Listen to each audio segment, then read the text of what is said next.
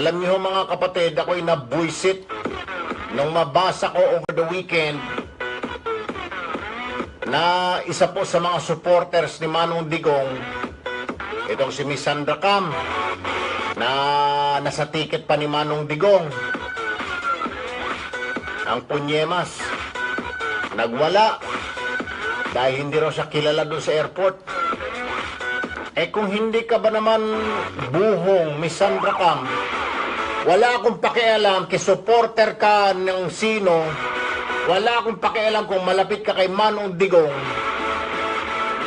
Ang mga katulad mo na mga abusado, dagdag lamang sa problema ni Manong Digong. Dapat sa'yo sinisipa. Mariusap, kita mo na nga ng damakmak na konting utot na lamang sinisilip ang Manong Digong ng kung ano-anong grupo ng mga dilawan. Alam nyo, ang Pangulo, ang Presidente, parang isang experiment sa microscope. Lahat ng mata nakatingin. Lahat. Liberal, simbahan, mga human rights, civic rights, lahat. Konting mali ng Pangulo, ngak-ngak. O ngayon, sinasabi mo na ikaw ay supporter at ikaw ay magiging miyembro pa ng gabinete ni Manong Digong, nakakasira ka. Naggagawa ka ng paraan para mabutasan ang Manong Digong. Samantalang yung mga supporter ng Pangulo, halos magkanda utot, protektahan ng Pangulo, bantayan ng Pangulo, itaya ang buhay nila para hindi matanggal ang Pangulo, hindi masilipan ng butas, katakot-takot na bantay sa internet 24/7, mapangalagaan lang ang kanilang idolo, ang kanilang binoto at manatili sa pwesto. Pero kung may mga kagaya mong gago, dahil sa kayabangan mo, sasabihin mo, in a few weeks, I will be a cabinet secretary. Ay nako, Manong, wag mo nang ilagay itong miyembro ng gabinete, buwang na ito. Ngayon pa lamang, hindi pa miyembro ng gabinete, abusado na. At saka, Mr. President, Sir, Manong Digong, ayaw na intawon, ibutang ni cabinet secretary. Karoon pa lang, Sir, abusado na. Sus Maria Josep, mapaulawan ka gyud, Sir. Ganun lang yung ugali mo. At magmamayabang ka na supporter ka. O, supporter ka. Pero wag ganun umasta. Alam mo na yung mga dilawan, konting utot natin, konting kilos lang ng Duterte followers, Duterte supporter, tira ka agad yung mga dilawan. Tapos gagawa ka ng kagaguhan na ganun. Tumigil ka nga dyan. Supporter. Mabuti ka pang sipain palabas. Huwag nyo na hong pansinin nito, Manong Digong. Walang silbi ito. Ay, ano ngayon, kung mabawasan kayo ng isang supporter, total, isa lang naman yan. Meron pa rin kayong 16 million plus na supporter. Yung mga tahimik, yung mga nasa internet, yung mga nagmamahal sa'yo, yung mga nasa ibayong dagat, wala nang ginawa kundi magbantay. Kundi tignan kung sino bumabanat sa'yo, Manong. Kung sino ang mga nagmumura sa'yo. Nagpakanda puyat sila.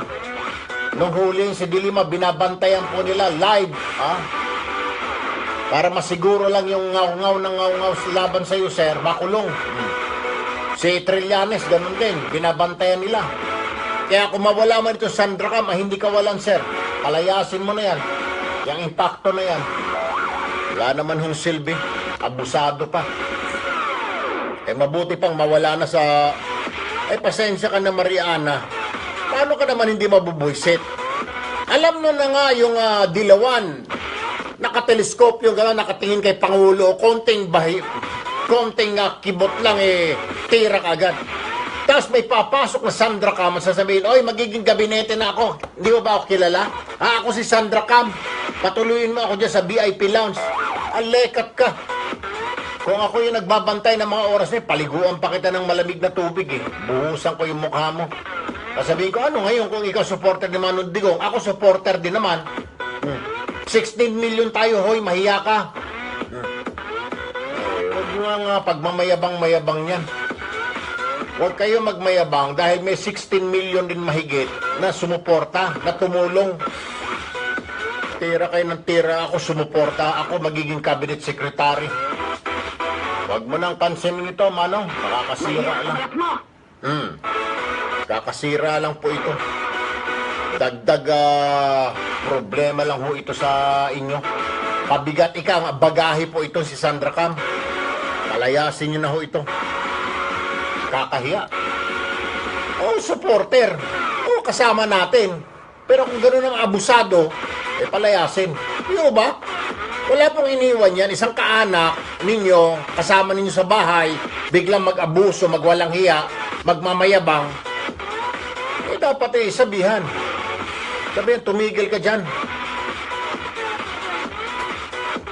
Isa po sa mga pag-uusapan natin yan, tiyak. Ayan, nagsalita na ngayon Dilima. Nakakita ng butas ang Dilima kaagad. Kahit nasa kulungan, nagngangaw-ngaw ron. Ang sinabi, ayan, sinasabi ko nga, abusado talaga yung Sandra Cam na yan. Sabi ni Dilima. Dahil si Sandra Cam, yung nagtumistigo at sinabi ang si Dilima humingi ng kwarta. Di nakakita ng butas ngayon yung Dilima. Mag-isip-isip ka nga ni Sandra Cam at saka doon sa mga ibang supporter ni Manong Digong na nangangarap na magkapwesto. Umayos nga kayo. Bit-bit ninyo ang pangalan ng presidente. Ang napapahiya ang Pangulo. Wala tayong magagawa, Ling Ramos. Bahala na yung puso na yan. Kaysa na naman palagpasin natin itong mga abusado, halos magkanda utot na nga tayo sa pagtanggol, pagdepende sa Pangulo. Kayo mga 16 million na supporter, halos hindi na matulog, kababantay para sa Pangulo, para hindi matanggal ang Pangulo, hindi masilip. Kaliwakanan na nga, may mga international court, may mga UN, European Union, may Amerika. Lahat galit sa Pangulo. At tayo naman mga supporter, kaabot-abot ang kaba, bantay. Pagkatapos may kasama tayong gunggong. Dahil sa kayabangan, masisira ang Pangulo. Sasabihin tuloy, lalahatin na ng dilaw yan. Ayan, yung mga Duterte supporter, mga abusado yan. Tingnan mo si Sandra Cam. Sigurado. Bantayan ninyo. Ayan yung Sandra Cam, di ba Duterte supporter yan? Yan ang pang-asar sa mga Duterte supporter ngayon. Mga abusado kayo. Imbis na umayos ka nga, dahil yung Pangulo mo, yung idolo mo maayos, hindi abusado, mapagkumbaba, at pakayabang mo. 8:18 ng umaga, isa pang pag-uusapan natin. Ito, dagdagan ko na yung init ng ulo ninyo. Si Arturo Arturo Las Cañas lang. Nakatikim ng kasikatan, di ba? Na-interview. Sikat. Nababasa niya yung pangalan niya sa dyaryo. Ngayon, hindi makontento yung buang. Nagpa-presscon pa. Abay, ginaya na si Trillanes. At saka si Dilima. Nagpa-interview sa Associated Press. Yung taga-abroad na wires. Pupunta raw siya sa International Court na ngayon. Siya mismo magsasampa ng kaso laban kay Manong Digong. Tignan mo itong kawalang hiyaan, walang hiya rin itong hayop na ito. Hindi ba naman gago? Nakatikim ng konting kasikatan, nagpa-interview na. Ididemanda niya raw, Manong Digong, pupunta siya sa International Criminal Court. Oy! Tukmol! Number 1, saan ka kukuha ng pamasahe papunta sa abroad? Accommodation. Mababa dyan ang mga $5,000 o $10,000. Sa bagay, marami kayong mga pera galing sa dilaw. Hindi na ako magtataka. At saka yung abogado, yung magta-translate. Ay, marami naman kayong salapi. Pwede. Yan daw ang plano ni Las Cañas ngayon. Pupunta na lang siya doon sa International Criminal Court. Siya na mismo ang magsasampa ng kaso. Tapos itong Dilima, nasa kulungan na ay pa rin tumigil. Pakipasakan nga ng masking tape yung bunganga nito, babae na ito. Nasa kulungan na, daldal pa ng daldal. At ang sabi pa, bakit ayaw nyo paniwalaan yung mga nagsasabi ng totoo? Bakit ayaw nyo paniwalaan si Matubato at saka si Las Cañas? Ha? Mga kapwa ko senador? Tinatanong ni Dilima yung mga kapwa senador daw, bakit ayaw nilang paniwalaan si Matubato at saka si Las Cañas? Pero pag si Duterte raw, pinapaniwalaan. Nako naman, Madam Senador, ganito ang gawin mo, may advice ako sa'yo. Yung tug-untog mo yung ulo mo dyan sa dingding dyan. Semento naman yata yung dingding ng kinukulungan mo. Para magising ka. Kaya hindi pinapaniwalaan yung dalawa, ay sinungaling. Alam ka ba nang maniniwala na si sinungaling? Si Matubato, mali-mali ang sinasabi. Si Las Cañas, binawi yung sinabi. Walang DDS, ngayon may DDS. Porket hindi nabigyan ng pabor. Rosemary Joseph naman, Senator De Lima, gamitin mo nga yung utak mo kung may natitira pa dyan. Kung hindi, untog-untog mo para gumising. Anak ng batay ito. Isa pa sa pag-uusapan ho natin yan ngayong umaga. Isa pa, ito pa. Dagdag ko na rin. Total, sama-sama na tayo para uminit yung ulo. Akala nyo, ako lang? Hindi, magkakasama tayo. Ganun tayo, ha? Mga ka-Facebook, ganun tayo. Eto ako, eto kayo. Ganun tayo, ha? Sama-sama na tayo. Ito, makinig. Sabi po ni Secretary Abella, yung spokesperson ng Pangulo, may natanggap silang report ang China aali-aligid dyan sa Benham Rice. Isa po itong parang shoal, ha? Parang maliit na isla, hindi naman isla, kundi parang yung dyan sa West Philippine Sea, dyan sa, sa Zambales. Parang ganun ho ito eh. Pag high tide, hindi mo makikita itong parang isla na ito. Pag low tide, makikita mo yung buhangin. Oo. Aba, pero alam niyo ba itong Benham Rice na ito, nasa Pacific Ocean, nasa kanang bahagi po ng Pilipinas. Ito po ang Pilipinas. Narito po yung Benham Rice. Yung China, narito sa kabila. Nandito yung West Philippine Sea. Nandito yung Spratly. Nandito sa China Sea. Okay? Yung Benham Rice, nandito sa kanan. Sa Pacific Ocean. Dito, Amerika na. Aba mantakin mo, pumunta ron China dito at umikot at aali-aligi dito sa Benham Rice. Bakit kanyo? Kasi, sabi po ng United Nations, marami raw rich in minerals and natural resources ang Benham Rice. Baka may langis pa nga raw dyan. At pag-aari daw ng Pilipinas yan. Alam niyo ginawa ng China? Ayun, nandoon. Aali-aligid na, nagpadala na ng mga tao nila.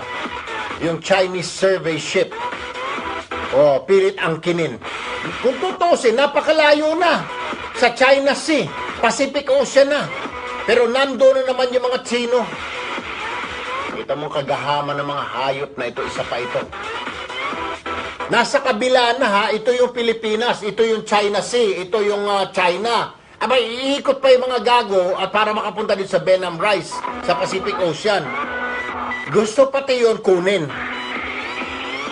Hello, good morning, G. Wala. Talagang, dapat siguro yung barko na pupunta habang wala pa dyan yung Chinese Navy, dapat masingganin na yung barko na survey ship ng China. Total, may mga fighter jet na tayo ngayon, masingganin na yun para malubog. Total, wala naman sa China Sea yung Benham Rice na yan. Nasa Pacific Ocean. Bueno, eto po muna ang pag-uusapan natin. Etong pagwawala umano ni Miss Sandra Cam sa airport noong isang araw dahil lamang sa hindi siya nakilala nung mga actually doon siya sa Mabuhay Lounge. Doon siya sa isang lounge ba? Hindi siya nakilala, nagalit. Dahil sinisingil siya ng 1,000 kasi nga naman pag hindi ka miyembro, wala ka namang hindi naman sa business class. Yung mga lounge, yung mga VIP lounge na yan, pag ikaw ay either official ka ng gobyerno, hindi naman siya official pa ng gobyerno. Nagwawala. Okay na yan, Ivy. Okay, tumawag yan. Negative mo na raw sila dyan. Nagwawala. Dahil ayos siyang papasukin sa VIP lounge. And sabi ng babae, ma'am, may bayad po kasi ito, 1,2. Bakit ako magbabayad? Di mo ba ako kilala kung si Cassandra Cam? Oo, ma'am, opo. At saka, next month, secretary na ako. Miyembro na ako ng gabinete. Parang ganun ho yung dating eh. Sabi po, nakwento po sa akin.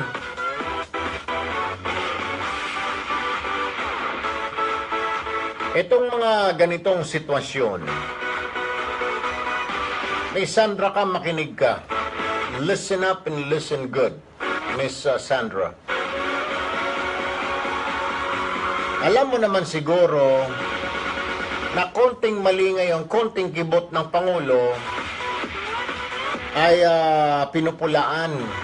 Hinahanapan ng butas, masking walang ginagawa ang Pangulo, hinahanapan ng butas ng mga kalaban. Lalong-lalo na ng mga dilaw. Nariyan din yung mga civic rights, human rights. Ngayon ikaw na nagpakilalang supporter ka, which alam naman nating lahat, ikay tumakbo sa ticket ni Manong Digong, natalo ka nga lang, buti na lang. At magmamayabang ka na ako ay magiging secretary na rin ilang araw na lang, ay sana wag nang pirmahan ni Pangulo kung ikaw may binabalak maging secretary. Sana ikaw wag nang maging secretary, Miss Sandra Cam. Kasi mayabang ka ho eh. Mayabang ka eh. At abusado. Ang Manong Digong ay hindi abusado at hindi mayabang. Mabunga nga. Matatas ang bibig at matapang. Pero nasa lugar. Ikaw, nagtatapang-tapangan ka at tinatapangan mo yung isang stop lang dahil hindi ka papasukin sa VIP lounge. Sino ka bang lekat ka? Nasa linya po ng telepono si Profesora Clarita Carlos, isa pong political analyst. Magandang umaga po, Profesora Carlos. Good morning, Erwin. Pasensya na po kayo, Ma'am Eda. Di ko kagad napansin. But anyway, ngayon pong observation dito po sa kagaya nitong nangyari ito kay Sandra Cam na associated kay Manong Digong, na supporter at magmamayabang pa. Ang tingin po kasi ng ilan, ako ay sa tingin ko rito, para nagiging bagahe yung mga ganitong klaseng tao kay Manong Digong, mga supporter, mga i-appoint niya na wala pa man ay abusado na profesora. What do you see in this, ma'am? Well, sa amin kasi, Erwin, na student of behavior of human beings, ang tawag dyan sa na yan, personality nila yan, the authoritarian personality. Yan, makikita mo rin yan sa mga security guards na nang-aapi ng mga nakatinelas, naka-short, no? Makikita mo yan yung mga nang-aapi ng drivers, yung mga maliliit na sa margins ng society. And for sure, alam mo na kung ano yung kanyang style. Then, mabuti naman at nakita na natin. So, huwag na siya point sa position of authority. Kasi nga po, dagdag pa ito sa problema. Pag naging miyembro pa ng gabinete, pupulaan na naman, ang mga secretaries na sumasalamin sa Pangulo, they represent the President. Yeah, but Erwin, human nature being as it is, nakita ko ito, di ba, nasa defense ako ng 3.5 years. Opo. Everybody's just worshiping in their feet, no? Tapos pag Christmas, parang punong-puno yung opisina mo ng bulaklak, ng mga gifts. And then, when you're out of it, nobody would even want to take your calls. Tama. Sa phone, no? Ipagpapasa ka kung kanino. But, no, that's how it is. And unfortunately, there are very few people who are not corrupted by power. Very few. All right. Yeah. Profesora Clarita Carlos, political analyst. Ma'am, thank you for your time with us. Magandang umaga. Mabuhay po kayo. Good morning, Erwin. Na ngayon nakakalungkot mga kapatid Wala pa nga sa pwesto, abusado na. Besides, bubumerang yan kay Pangulo. Kung lalo na kung sekretarya, nagaganyang asta. Ang balik niya kay Pangulo. Sigurado. Kita mo yun ang abusado. Abusado talaga mga taga Duterte. Pati tayo ng mga walang kinalaman, mga supporter, tatamaan. Ayun, kasi nakaupo yung Pangulo nila. Tignan nyo lang, lintik lang ang walang ganti. Pagbaba ng Pangulo ninyo, tignan ninyo. Hindi ba, mas maganda pag sinabi, hindi, okay naman yan Hindi sila mayayabang. O katulad sila ni Manong Digong, tahimik lang. O ipagtatanggol nila Pangulo nila. Pero kung may mga Sandra Cam, may isang kagaya ni Sandra Cam, na wala pa sa pwesto, nagmamayabang na, masama tignan Sabihin ka gano'n, kita mo yan isang abusado. Abusado talaga ang Duterte government. Dahil tamo yung supporter nila, yung Sandra Cam, wala pa sa pwesto, abusado na. Nakakahiya ba? Sa akin lang naman, pagsabihan itong Sandra Cam, hoy, umayos ka. Dahil hindi lang ikaw ang supporter. Kahit mawala ka, lumayas ka man sa puder, meron pa rin 16 na milyong mahigit ang nagmamahal sa Pangulo, hindi ka lang. At saka hindi ka kawalan kung mawala ka. Mas mabuti na yun. Mawala ng isang luko-luko. Di ho ba? Iyon na nga sinasabi o lang hambugera sa Bisaya. Mahambog. Huwag ganon. Porket nasa pwesto yung boss mo, yung idolo mo, ganon ka na umasta. Para ka na rin kalabaw.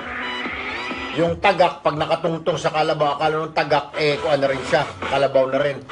Hindi hoy, tagak ka pa rin. Hindi ka pa rin si Duterte. Bakit di mo tularan yung 16 na milyong mga bumoto kay Manong Digong? Natahimik lang. Na hindi nag-aantay ng kapalit. Ang inaantay lang pagbabago. Nagpapasalamat na sila at natutuwa sa ginagawa ni Manong Digong. Ha? Sandra Cam?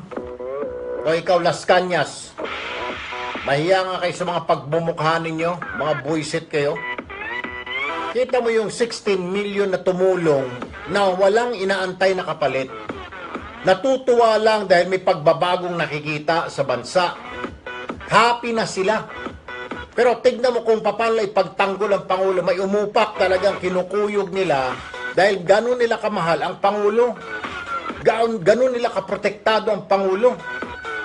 Pero kung kagaya mo namang buang, ngayon pa lang nagmamayabang na, mabuti pang sipain ka. Okay, tulad ng Las Cañas na hindi na pagbigyan ni Manong Digong, hindi na bigyan ng STL, Small Town Lottery Franchise, tulad ng Las Cañas na hindi na bigyan ng negosyo sa Subic, o kung ano-ano pinagsasabi laban sa Pangulo. Nako, yan ang nakakabwisit Yan yung mga dapat na kunwari, supporter, yung pala wala naman. Dahil meron lang palang hinihinging kapalit. Mga ogag, mga bastos. Wala na kayong ginawa. Dagdag pa kayo sa problema sa sakit ng ulo ng Pangulo. Ay, nako.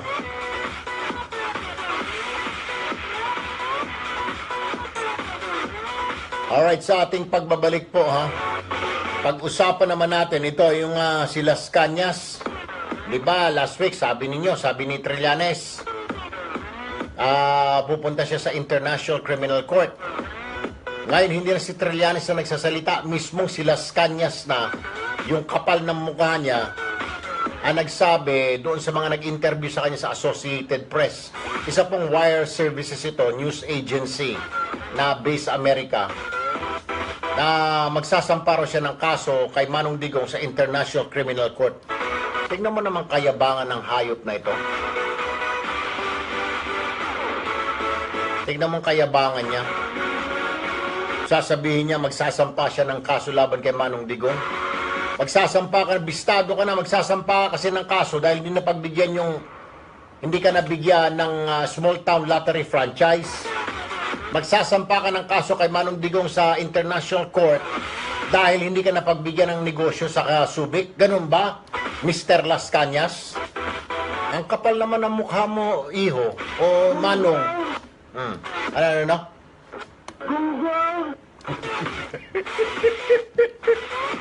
Ay, nako. Sa ating pagbabalik, yan ho, pag-uusapan natin. Itong si Las Cañas. Dagdag mo na rin dyan si Senadora de Lima habang nasa kulungan. Nagsasalita pa rin. At sinasabi, bakit daw yung kanyang mga kapwa senador ayaw pakinggan yung mga nagsasabi ng totoo, si Matubato at Las Cañas. Pero kung ang Manong Digong daw pinapakinggan, bakit naman senator mapapakinggan si Matubato at Las Cañas? Parehong sinungaling. Namin talaga. Mga 30 kami, sir, siguro. Sir, kung 30 kayong bumabarel, sabay-sabay, buhay pa rin? Buhay pa rin, sir. Google! Parinig kita sa mukha